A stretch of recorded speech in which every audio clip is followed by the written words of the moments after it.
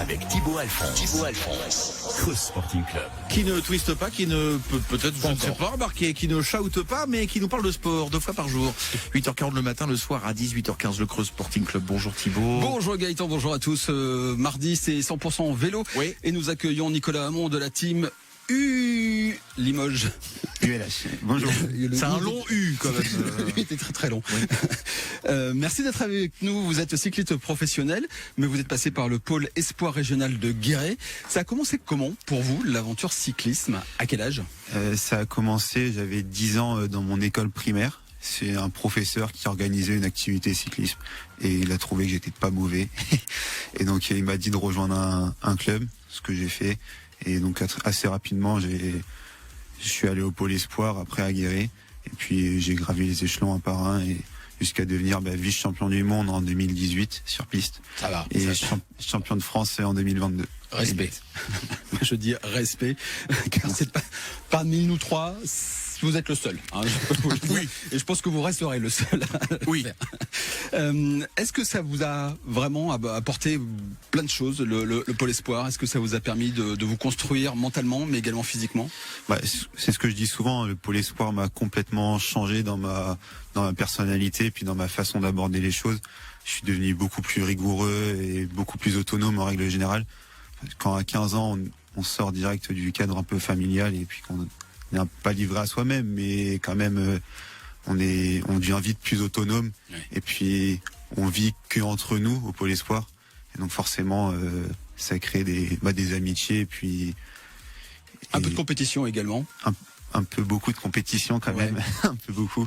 Vous êtes Limoges, donc vous faisiez le trajet tous les jours, toutes les semaines? Toutes les semaines. Après, vu que les week-ends, souvent, j'étais en course. Au final, je partais vite directement en course depuis le pôle espoir.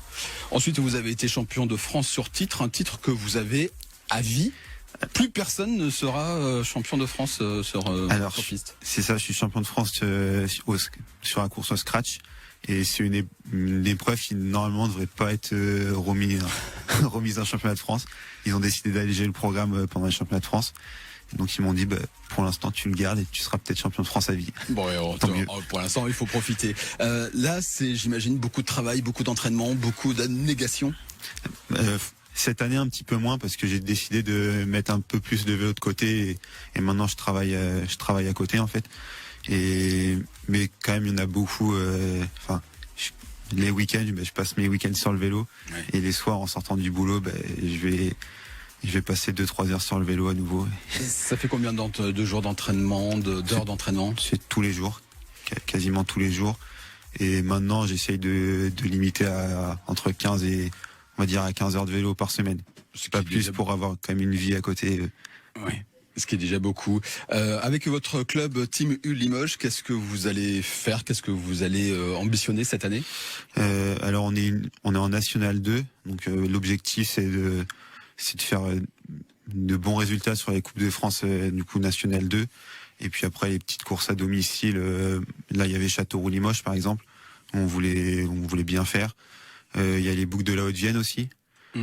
Et le circuit Boussaquin qui est donc pas loin. Là moi ça me tient à cœur personnellement parce que c'est mes routes d'entraînement aussi. Donc j'aimerais bien faire une bonne petite place là-bas. Bon, en tout cas, vous souhaite le meilleur. Bonne continuation. Merci beaucoup Nicolas d'être venu sur l'antenne de France Bleu. Je vais vous souhaiter une belle journée, bon entraînement et puis longue vie à votre titre de champion à vie. Merci à vous. À très vite. C'est impressionnant quand même, c'est pas tout le monde qui est vice-champion du monde. Voilà. Non, c'est juste ça quoi. Ça pourrait être un truc départemental un petit peu. Non, c'est juste championnat du monde. Quitte à ce que ce soit à vie, autant que ça soit très fort.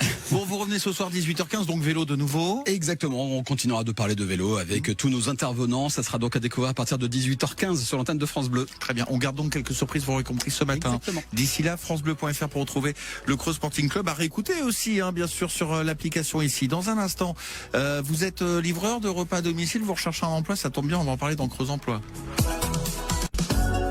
Ici Matin revient dans un